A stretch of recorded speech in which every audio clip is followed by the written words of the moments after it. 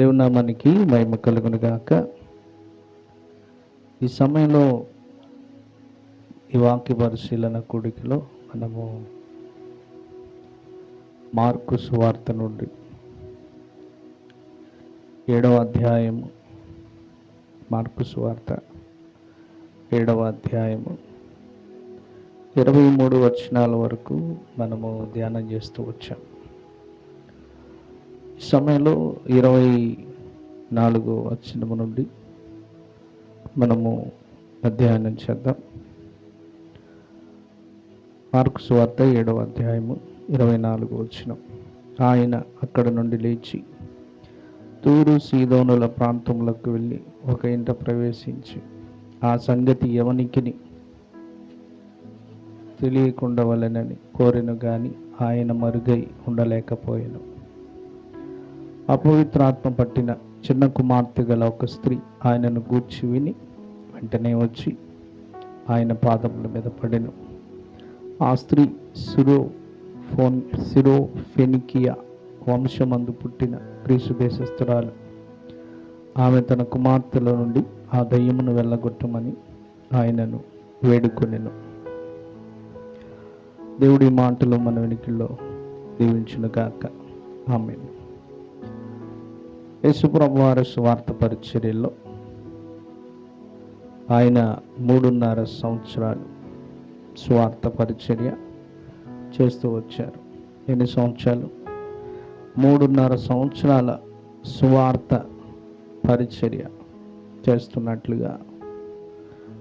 చేసినట్లుగా మనం చూడొచ్చు. అందులో ఆయన ప్రజలతో 3.5 సంవత్సరాలు ప్రజలతో గడిపిన సందర్భాలు, ప్రజలతో గడిపింది ఎక్కువ. మనుషులకు సన్మార్గాన్ని నేర్పిస్తూ అనేకమైన జీవితాలను కడుతూ స్వస్థత పరుస్తూ ఆయన చేసిన కార్యాలు ఎన్నో. అందులో ఈ ఒక సందర్భాన్ని మనం చూసినట్లయితే అపవిత్రాత్మ పట్టిన చిన్న కుమార్తె గల ఒక స్త్రీ అని ఉంది. ఒక స్త్రీ యేసు ప్రభు వారి దగ్గరికి వచ్చింది. ఆమె ఇలా అంటూ ఉంది, ప్రభా, నాకు ఒక కుమార్తె ఉంది. ఆమె అపవిత్రాత్మ చేత పీడించబడుతుంది. దేని చేత? అపవిత్రాత్మ చేత పీడించబడుతుంది. ఆమె ఎవరు అంటే ఆమె వంశం గురించి ఇక్కడ చెప్పాడు. సిరోఫెనికియా అనే వంశం. అదే మత్తయి సువార్తలో గనక మనం చూస్తే ఇక్కడ 15వ అధ్యాయంలో 21వ వచనం నుండి చూస్తే యేసు అక్కడి నుండి బయలుదేరి తూరు సీదోనుల ప్రాంతములకు వెళ్ళగా ఇదిగో ఆ ప్రాంతముల నుండి కానాను స్త్రీ ఒకటి వచ్చి, ప్రభువా, దావీదు కుమారుడా, నన్ను కరుణింపు, నా కుమార్తె దయ్యం పట్టి బహు బాధపడుచున్నదని కేకలు వేశాను. అందుకు ఆయన ఆమెతో ఒక్క మాటైనను చెప్పలేదు. అక్కడ ఆమె వంశముల గురించి చెప్పాడు. ఇక్కడ ఆమె ఏ ప్రాంతం నుండి వచ్చిందో చెప్పాడు. ఏ ప్రాంతానికి సంబంధించిన ఆమె ఎవరట? కానాను స్త్రీ అట. ఎవరు? కానానీలలో ఉన్న వ్యక్తి ఈమె. ఆమె యేసు ప్రభు వారి దగ్గరికి వచ్చినప్పుడు ప్రభువుని అడుగుతుంది, నా కుమార్తె అపవిత్రాత్మ చేత లేకపోతే దయ్యం పట్టి పీడించబడతా ఉంది. చిన్న వయసులో ఉన్న అమ్మాయి దురాత్మల చేత లేకపోతే అపవిత్రాత్మల చేత పీడించబడుతూ ఉన్నప్పుడు ఎలా బాగు చేసుకోవాలి, ఎలా ఆమె జీవితాన్ని బాగు చేయాలి? ఎన్నో ప్రయత్నాలు చేసింది ఆవిడ. ఎన్నో ప్రయత్నాలు చేసినా కూడా కుమార్తె జీవితములో మార్పు రాలేదు. కుమార్తెకి ఆ దురాత్మ నుండి లేకపోతే అపవిత్రాత్మ నుండి విడుదల రాలేదు. ఎలా మరి ఇప్పుడు ఆమె జీవితాన్ని బాగు చేయాలి? అని ఆమె ఎదురు చూస్తున్నప్పుడు, లేకపోతే ప్రయత్నిస్తున్న సమయాల్లో ఆమె యేసు ప్రభు గురించి వినింది. యేసు ప్రభు గురించి విని, అందుకని యేసు ప్రభు వారిని వెతుక్కుంటూ అక్కడికి వచ్చింది. ఆవిడ వచ్చి ప్రభువుతో ఇలా మాట్లాడుతూ ఉంది, ప్రభువుని వేడుకుంటుంది. నా కుమార్తెలో ఉన్న ఆ పవిత్రాత్మను, అందులో నుండి నా బిడ్డను విడుదల చేయమని, ఆ దయ్యాన్ని వెళ్ళగొట్టమని, నా కుమార్తెను స్వస్థపరచమని, బాగు చేయమని ఆమె వేడుకుంటుంది యేసు ప్రభువాన్ని.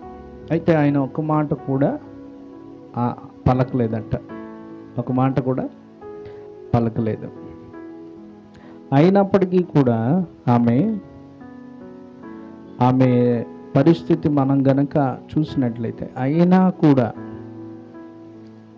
ఆమె మరలా ప్రభువుని వేడుకుంటూనే, అయినా కూడా వేడుకుంటుంది. అయినా ఏం చేస్తుంది? వేడుకుంటూనే ఉంది ప్రభువుని. అయినా గోజాడుతూనే ఉంది, అయినా మొరపెడుతూనే ఉంది, ప్రభువా నా కుమారుడిని, నా కుమార్తెని స్వస్థపరచమని. అయినా ఏం చేస్తుంది? వేడుకుంటూనే ఉంది, మొరపెడుతూనే ఉంది. కానీ మనము చూసినట్లయితే ప్రభు ఒక మాట కూడా ఆమెకి సమాధానం ఇవ్వకుండా మౌనంగా ఉన్నాడు. ఇప్పుడు ఎవరి దగ్గరికైనా మనం వెళ్ళినప్పుడు, మనం అడిగినప్పుడు వాళ్ళు మాట్లాడలేదు అనుకో, మనకి బాధ కలుగుతుంది కదా. అడిగాము, మరలా అడిగాము, వారు ఏం మాట్లాడట్లేదు, సమాధానం ఇవ్వట్లేదు. అప్పుడేమనిపిస్తుంది? మనకి మాట్లాడాలనిపిస్తుందా? ఉండాలనిపించిందా? ఉండాలని అనిపించదు. ఆ కానాను స్త్రీ ప్రభు యొద్ద వేడుకుంటున్నట్లుగా మనము చూడవచ్చు. వేడుకుంటుంది, మొరపెడుతుంది. అప్పుడు ప్రభు ఇలా అన్నాడు ఒక మాట. ఆయన ఆమెను చూచి, పిల్లలు మొదట తృప్తి పొందవలను, పిల్లల రొట్టె తీసుకొని కుక్క పిల్లలకు వేయుట యుక్తము కాదనెను. ఏమన్నాడు ప్రభు ఇక్కడ? పిల్లలు మొదట తృప్తి పొందాల, పిల్లల రొట్టె తీసుకొని కుక్క పిల్లలకు వేయుట యుక్తము కాదు అన్నాడు. ఈ మాట మనం విన్నప్పుడు మనకేమనిపిస్తుంది? ఏంటినా ఇలా మాట్లాడాడు? ఆమె సహాయం కోరి ప్రభు యొద్దకు వచ్చింది, సహాయం కోరి ప్రభు యొద్దకి వచ్చింది. మరి ఈయన ఎందుకు ఇలా మాట్లాడుతున్నాడు, ఎందుకు ఇలా అన్నాడు అని మనకి అనిపిస్తుంది. ఆయన ఉద్దేశం వేరు. అక్కడ ఆయన ఆమెతో మాట్లాడ, ఎందుకని? ఆమె అనేకులను ఆశ్రయించిన వ్యక్తి, ఆమె చూసిన వ్యక్తులు, ఈయన ప్రత్యేకత ఏమిటనేది ఆమెకు అర్థం అవ్వాలి. రెండవది, ఆమె ఎంతవరకు తన కూతుర్ని బాగు చేసుకోవడానికి ఆమె ఓర్పు కలిగి ఉంది, ఎంతవరకు ఆమె విశ్వాసం కలిగి ఉంది, ఎంతవరకు ఆమె తను విశ్వాసంతో వచ్చిన వ్యక్తి అదే విశ్వాసంతో నిలబడుతుందా లేదా, ఇది ప్రభు చూడాలనుకున్నాడు. అందుకే ఆయన అన్నాడు, పిల్లలు తినే రొట్టె ముక్కను కుక్క పిల్లల వేయుటకు యుక్తమో కాదు అని చెప్పాడు. అయితే ఆమె మాత్రం ఏమాత్రం కూడా బాధపడకుండా, ఏంటి ఇంత మాట అన్నాడినా అని వెళ్ళిపోకుండా, ఆమె విడిచిపెట్టకుండా ఆయన దగ్గరికి వచ్చి ఆమె ఇలా అంటుంది, నిజమే ప్రభువా, అయితే కుక్క పిల్లలు కూడా బల్ల క్రింద ఉండి పిల్లలు పడవేయు రొట్టె ముక్కలు తినును గదా అని ఆయనతో చెప్పాను. ఆమె ఎంత చక్కని సమాధానం చెప్తూ ఉందంటే, ఆయన అన్న మాటకి ఆమె ఇస్తున్న ఆన్సర్, నిజమే ప్రభువా, అయితే కుక్క పిల్లలు కూడా బల్ల క్రింద ఉండి ఆ పిల్లలు తినేటప్పుడు వాళ్ళు పడేసే రొట్టె ముక్కలు తింటాయి, అవి కూడా యజమాని బల్ల క్రిందే ఉంటాయి. ఆ పిల్లలు తిని, ఆ పిల్లలు వేసే రొట్టె ముక్కలు అవి తినడానికి కదా అవి ఉండేది అని ఆమె చక్కని సమాధానం చెప్పింది. అంటే ఈ ఒక్క మాటలో ఆమెలో ఉన్న విశ్వాసం ఏంటి? ఆమె తన యొక్క స్థాయి, అంటే ఒక గొప్ప స్థాయిలో ఉన్న వ్యక్తి, ఆస్తిపరురాలు, అన్నీ ఉన్నాయి ఆమె దగ్గర, పలుకుబడి కూడా ఉంది. అందుకని ఆ వంశం గురించి ఇక్కడ చెప్పాడు. సురో ఫెని కయ అనే వంశం అంటే మంచి ఆస్తిపరురాలు, స్థాయి కలిగిన వ్యక్తి. ఆ స్థాయి కలిగిన వ్యక్తి, ఆస్తిపరురాలు ఒక వ్యక్తి ప్రభువుని ఎత్తుక్కుంటూ వచ్చినప్పుడు ప్రభు ఈ మాట అంటే ఆమెకు ఎంత కోపం వస్తుంది? నేనేంటి, నా స్థాయి ఏంటి అని అనుకుంటుందా లేదా?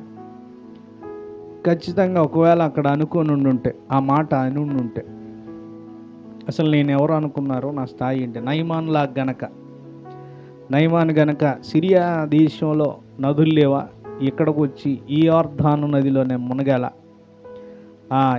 నేను ఎంత దూరం వచ్చింది ఇందుకోసమా అని కోపంతో నయమాను గనక వెళ్ళిపోయినట్లు ఈమె కూడా అలా కోపగించుకొని ఉండుంటే ఆమె గురించి ఇక్కడ ప్రస్తావన ఉండేదే కాదు. ఆమె గురించి ప్రస్తావన ఉండేది కాదు. ఈ మాట చూసినప్పుడు పిల్లలు తినే రొట్టె ముక్కలు తీసి కుక్క పిల్లలకు వేటకు యుక్తం కాదా అనే మాట చూసినప్పుడు యేసు ప్రభు ఏంటి ఇలా మాట్లాడండి? ఇంత కఠినాత్ముడా? జనాన్ని మెప్పించటమే ప్రభు యొక్క ఉద్దేశం అయితే బైబిల్ గ్రంథంలో ఈ వాక్యం రాయబడదు. అర్థమవుతుందా? వాక్యం బైబిల్ గ్రంథంలో ఏ వాక్యం అయినా ఇది చూస్తే లేకపోతే చదివితే ఏంటి ఇలా ఉంది అని అనుకుంటారు అని గనక దేవుడు మనుషుల్ని మెప్పించాలని గనక అనుకోని ఉంటే అవన్నీ రాయబడవు. అది దేవుడు రాసింది అయి ఉండదు. అప్పుడు దేవుని ప్రణాళికను బట్టి రాయబడిన గ్రంథం మాత్రం అయ్యి ఉండదు. ఎందుకని అంటే మనుషులను మెప్పించడానికి రాసే గ్రంథం వేరుగా ఉంటుంది. ఇది రాస్తే, ఈ మాట రాస్తే, ఈ వాక్యం రాస్తే, లేకపోతే ఈ సన్నివేశం రాస్తే, ఈ వ్యక్తి యొక్క జీవితం గురించి రాస్తే మనుషులు దేవుణ్ణి ఏంటి ఎలా ఉన్నాడు దేవుడు అని అనుకుంటారని. కానీ దేవుడు అనుకోని ఉంటే అవి రాయడు. కానీ ఎందుకు ఆ మాట రాయడానికి కారణం ఏంటి అంటే దానిలో ఉన్న అర్థం ఏమిటో మనకి అర్థం అవ్వాలి. దానిలో ఉన్న అర్థం ఏంటి? ఎందుకు రాయబడింది ఆ వాక్యం? ఎందుకు ఆ కానాను స్త్రీ ప్రభువు దగ్గరికి వచ్చినప్పుడు, ఆమె వేడుకుంటున్నప్పుడు, తన కుమార్తెను బాగు చేయమని అడిగినప్పుడు ఎందుకు ఆయన కుక్క పిల్లలతో పోల్చి మాట్లాడాడు? పిల్లలు తినే రొట్టె కుక్క పిల్లలకి ఎలా ఇస్తాం అని అన్నాడు. ఆ మాట అన్నప్పుడు ఆమె యొక్క స్వభావం ఏమిటో బయటపడింది. ఆమె పరిస్థితి ఏంటి? అసలు ఆమె తన అధికారాన్ని, తన స్థాయిని, అవన్నిటినీ దృష్టిలో పెట్టుకొని ప్రభు దగ్గరికి వచ్చిందా, లేకపోతే పూర్తిగా ప్రభువు మీద ఆధారపడ్డా వచ్చిందా? ఏంటి అసలు ఆమె యొక్క ఉద్దేశం అనేది మనకు అర్థమవుతుంది అక్కడ. ప్రభు ఆ మాట అన్నా కూడా ఈమె ఏమాత్రం కూడా బాధపడకుండా ఆమె తనను తాను తగ్గించుకొని మాట్లాడుతుంది. అందుకని వాక్యం ఎలా చెప్తుంది? లూకాసు వార్త 18వ అధ్యాయంలో, లూకాసు వార్త 18వ అధ్యాయాన్ని గనక మనము చూస్తే 14 వచనం చూడండి. తన్ను తాను హెచ్చించుకున్నవాడు తగ్గింపబడుననియు, తన్ను తాను తగ్గించుకున్నవాడు హెచ్చింపబడుననియు చెప్పాను. ఏమంటున్నాడు? తన్ను తాను హెచ్చించుకునేవాడు ఏమవుతాడంట? తగ్గించుకుంటాడు, తగ్గించబడతాడు. తను తాను హెచ్చించుకుంటే నేను గొప్పవాడిని, నేను గొప్పదాన్ని, నా స్థాయి ఏంటి, నా వంశం ఏంటి, నా ఈ కులం ఏంటి, లేకపోతే నా ధనం ఏంటి అని విర్రవీగితే వాడి జీవితం ఎట్లా అయిపోద్దంటే తగ్గించబడతాడు. తను తాను హెచ్చించుకున్నవాడు ఏమవుతాడంటే తగ్గించబడతాడు. తను తాను తగ్గించుకునేవాడు ఏమవుతాడంట? హెచ్చించబడతాడు. తను తాను తగ్గించుకుంటే అలాంటి వారు ఏమవుతారు? హెచ్చింపబడతారు. తగ్గింపు స్వభావం అనేది మనిషి నిరాడంబరంగా ఉండడానికి, లేకపోతే ఆ మనిషి యొక్క జీవితం, లేకపోతే ఆ మనిషి యొక్క స్వభావం ఏమిటో తెలియపరుస్తుంది తగ్గింపు అనేది. ఆ తగ్గింపు వల్లే మనిషి హెచ్చించబడతాడు. కొంతమందిని మనం చూస్తాం, ఏమీ లేకపోయినా ఎర్రవీగుతున్నారా అని అంటాం. కొంతమందిని చూస్తాం, అన్నీ ఉన్నా కూడా ఎంత చక్కగా తగ్గించుకొని ఉన్నాడు అని అంటాం మనం. అలాంటి వ్యక్తుల్లో మనం రతన్ టాటా గారిని గురించి చెప్పొచ్చు. రతన్ టాటా ఆయన కరోనా టైంలో ఒక మాట చెప్పాడు. ఆయన ఏమన్నాడంటే, ఈ కరోనా ఇలాగే ఉండి, ఈ లాక్డౌన్ ఇలాగే జరిగి నా దేశం పరిస్థితి బాగోకపోతే నా ఆస్తి మొత్తం ఇవ్వడానికి నేను సిద్ధమే అన్నాడు. అప్పటికి ఆయన ఆస్తి విలువ 4.5 లక్షల కోట్లు అనుకుంటా, మేబీ. ఆస్తి మొత్తం నేను ఇవ్వడానికి సిద్ధమే అన్నాడు. అంటే రెండోది, ఆయన అంత స్థాయి ఉన్నా కూడా ఆయన వాడే కారు నానో కారు, అది 1,50,000 రూపాయల కారు, అది నానో కారు ఆయన వాడే కారు. ఆయన వేసుకునే బట్టలు కూడా సామాన్యులు తెచ్చుకునే అంత ఖరీదులో ఉండే బట్టలు వేసుకుంటాడట. ఆయన ప్రతీది కూడా తాను అలా తగ్గించుకుంటాడు. ఒక మిడిల్ క్లాస్, లేకపోతే ఒక బీద వాళ్ళ కుటుంబంలో ఒక చిన్న కుర్రోడు ఉన్నాడు. అబ్బాయికి 18-19 సంవత్సరాలు ఉంటాయి. ఆ అబ్బాయితో ఫ్రెండ్షిప్. ఆయన బర్త్డే ఎట్లా చేసుకుంటాడంటే ప్లమ్ కేక్తో బర్త్డే అనమాట. అంటే ఆ ప్లమ్ కేక్ 20 రూపాయలు, ప్లమ్ కేక్ 20 రూపాయలు ఉంటుంది అది. ఆ ప్లమ్ కేక్తో ఆయన బర్త్డే. ఆయన తలుచుకుంటే ఆయన ఎంతైనా ఖర్చు పెట్టగలిగే స్థాయి ఉంది, కానీ అలాగ వ్యర్థం చేయకుండా ఆయన ఎక్కువగా చేసేవాడు. చారిటీస్కి ఎక్కువగా వాళ్ళు స్పాన్సర్ చేస్తూ, డొనేట్ చేస్తూ. అంటే ఇప్పుడు తగ్గింపు అనగానే మనకి ఎందుకు రతన్ టాటా గుర్తొచ్చాడంటే, ఆయనలో ఆ తగ్గింపు స్వభావం మనం చూసాం. చాలా తగ్గించుకున్నాడు. మనం అనుకున్న ఇల్లు ఎంత స్థాయి ఉన్నా కూడా ఎంత చక్కగా అలాంటి వాళ్ళు మన దేశంలో కొంతమంది గురించి మనం చెప్పచ్చు. అబ్దుల్ కలాం గారి గురించి చెప్పచ్చు. ఆయన ఆ స్థాయికి ఇండియాకి ప్రెసిడెంట్గా చేసినప్పటికీ కూడా చాలా తగ్గించుకొని ఉండే వ్యక్తులు. ఇలా కొంతమంది ముఖ్యమంత్రుల గురించి మనం గతంలో మీరు చదివారో లేదో, కొంతమంది ముఖ్యమంత్రులు చనిపోయిన వాళ్ళు ముఖ్యమంత్రిగా చేసి మన ఆంధ్ర రాష్ట్రానికి చనిపోయేటానికి వాళ్ళ కనీసం సొంత ఇల్లు కూడా లేకుండా ఉన్న వాళ్ళు ఉన్నారు. ఒక ఆయన 6 సార్లు ఏమో ఆయన ఒక ఎమ్మెల్యేగా చేశాడు.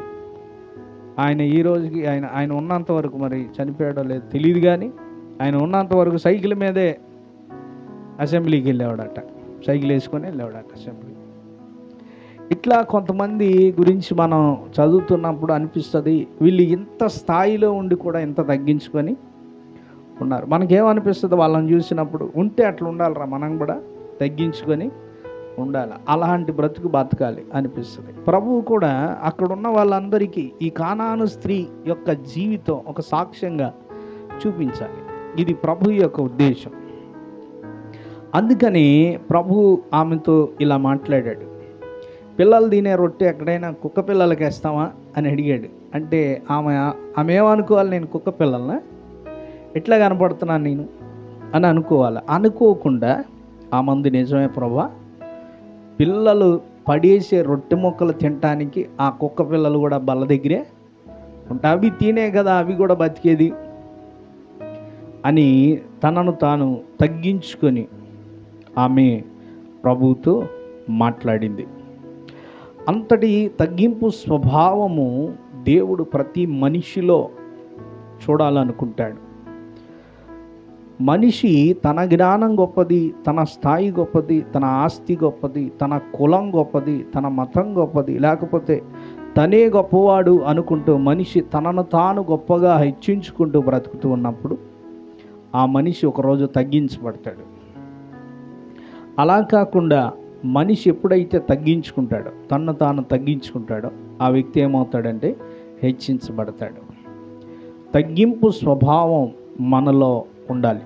తగ్గింపు స్వభావం ఏముండాలి? మనలో ఉండాలి. యేసు ప్రభువారు ఆయన దేవుడై ఉన్నప్పటికీ కూడా శరీరధారిగా భూమి మీదకి వచ్చి ఆయన ప్రభు అయ్యుండి ఆయన శిష్యుల పాదాలు కడిగాడు. ఆయనలో అంత తగ్గింపు స్వభావం కనపడింది. ఆయన అంత తగ్గించుకున్నాడు, తనను తాను అంతగా తగ్గించుకున్నవాడు. ఈ దినాల్లో తగ్గింపు స్వభావం అనేది మనకి ఉండాలి. ఉదాహరణకి ఉద్యోగం చేసేటప్పుడు కొంతమంది ఎక్కువగా ఉద్యోగాలు మానేయడానికి కారణం ఏంటంటే మమ్మల్ని చిన్నతనంగా చూస్తున్నారు, మమ్మల్ని చీప్గా చూస్తున్నారు, లేకపోతే మమ్మల్ని తక్కువగా చూస్తున్నారు అనే కోపంతో కొంతమంది ఉద్యోగాలు మానేస్తారు. అలా కాకుండా తగ్గించుకునే మనస్సు ఎవరైతే కలిగి ఉంటారో, ఎక్కడైతే చిన్నతనంగా చూడబడతారో, ఎక్కడైతే అవమానించబడతారో, ఎక్కడైతే నిందించబడతారో అక్కడే ఆ వ్యక్తులు ఏమవుతారంటే హెచ్చించబడతారు. ఒకసారి మనకు అవమానం ఎదురైంది కదా అని ఆ స్థలాన్ని విడిచి వెళ్ళిపోవాలనుకోవటం, లేకపోతే ఆ ఉద్యోగాన్ని వదులుకోవాలనుకోవటం, అది మన అవివేకం. అది అంటే మనకి ఎక్కడికి వెళ్ళినా ఘనత రావాలా, ఎక్కడికి వెళ్ళినా మనల్ని అందరూ గొప్పగా చూడాలా అంటే అర్థం ఏంటి? మనలో మనకున్న ఆలోచన ఏంటి? మన మీద మనం హెచ్చించుకుంటున్నాం. మనల్ని మనం ఏం చేస్తున్నాం? అంటే మనల్ని ఎవరైనా పట్టించుకోకపోయినా, ఎవరైనా మనకి ప్రాధాన్యత ఇవ్వకపోయినా, ఎవరైనా మనల్ని చులకన భావంతో మాట్లాడినా మనకేమనిపిస్తుంది అంటే మరలా ఇంకెక్కడ ఉండకూడదు, మరలా వీళ్ళతో మాట్లాడు, అందుకని వాళ్ళతో కట్టు, ఇక వాళ్ళ మొహం చూడటం కానీ వాళ్ళతో మాట్లాడడం కానీ. అదే తగ్గించుకుంటే ఎక్కడైతే అవమానించబడతావో, ఎక్కడైతే నిందించబడతావో అక్కడే హెచ్చించబడతావు. ఇది మనిషికి అర్థం అవ్వాల. యేసు ప్రభు వారు కూడా ఆనాడు అక్కడున్న వారందరికీ ఒక పాఠాన్ని నేర్పించాలనుకున్నాడు. తన శిష్యులకు కూడా ఒక పాఠం నేర్పించాడు. అక్కడికి వచ్చిన ప్రజలందరికీ కూడా ఒక పాఠం నేర్పించాలనుకున్నాడు. ఆమె ద్వారా, ఆ కానాను స్త్రీ ద్వారా ఆమెలో ఆ తగ్గింపు స్వభావము కనబడింది. అందరూ నాకు తెలిసి ఆమె మాట్లాడినప్పుడు, లేకపోతే ప్రభు మాట్లాడినప్పుడు అనుకొని ఉండుంటారు, ఏమిటి అని ఇలా మాట్లాడాడు. శిష్యులు అనుకొని ఉండొచ్చు, ఎందుకు ప్రభు ఇలా మాట్లాడాడు. అయితే ఆమె ఎప్పుడైతే ఆమె మాట్లాడిందో అందరూ షాక్ అయి ఉంటారు, ఏమి ఇలా మాట్లాడిద్ది అని ఎవరికి కూడా అనుకొని ఉండరు. ఎందుకని అంత తగ్గించుకొని ఆమె మాట్లాడడం.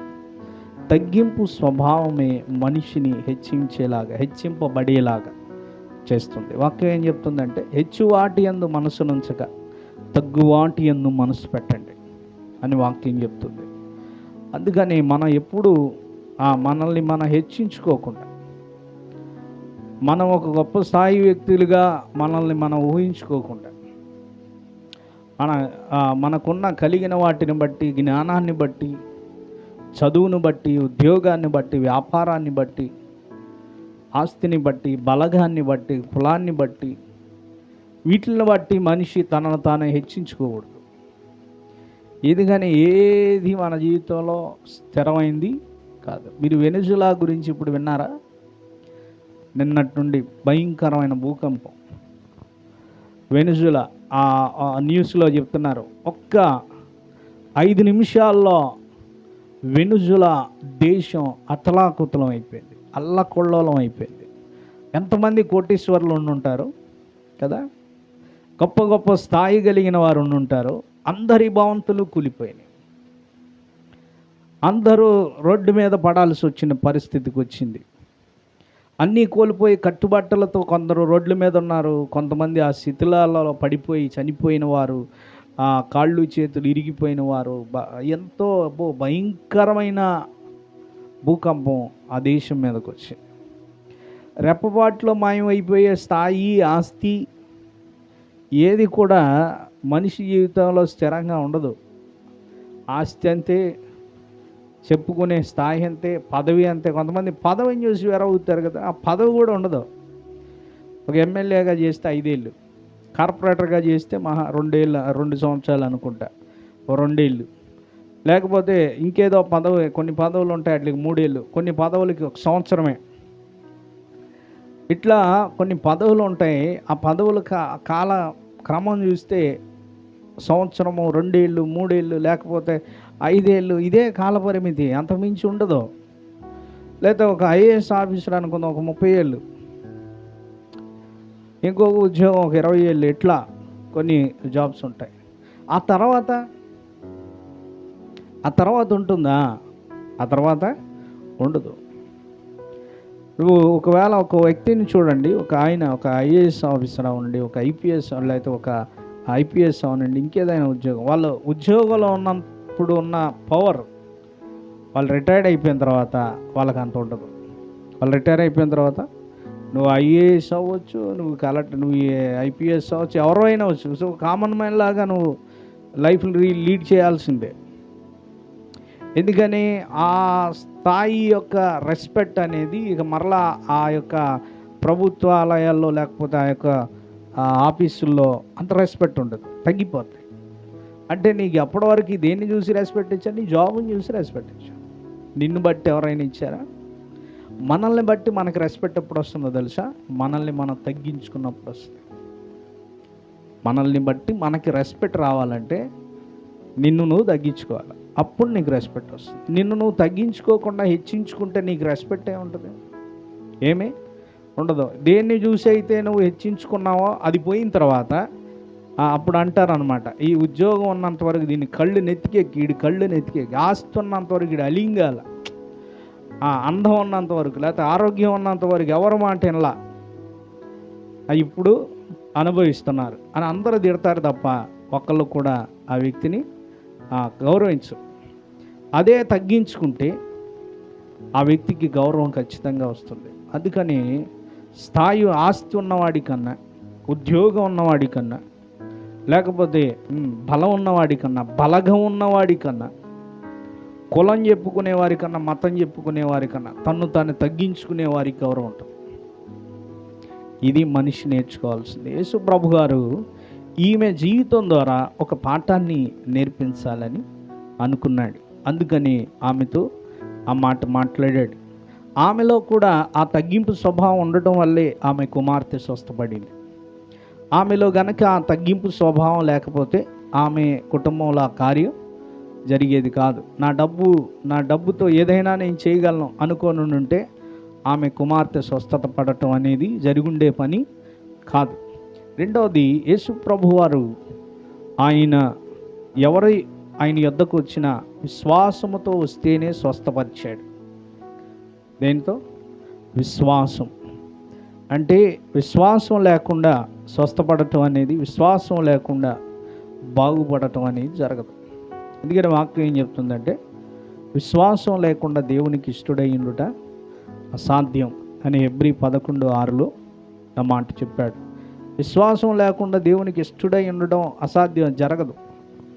దేవుడు ఇష్టపడాలంటే మనుషులు ఏముండాలంటే విశ్వాసం ఉండాలి.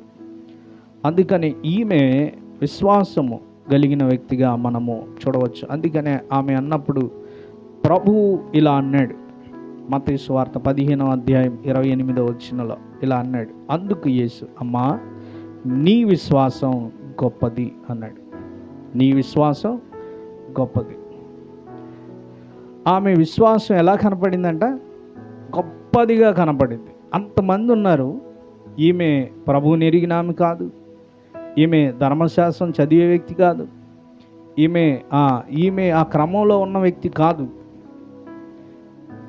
క్రీస్తుని ఎరగని వ్యక్తి క్రీస్తుని ఆశ్రయించడానికి వచ్చి ఆమె ఒక సాక్ష్యం ప్రభు దగ్గర ఇలా సంపాదించుకుంది. ఏ సాక్ష్యం?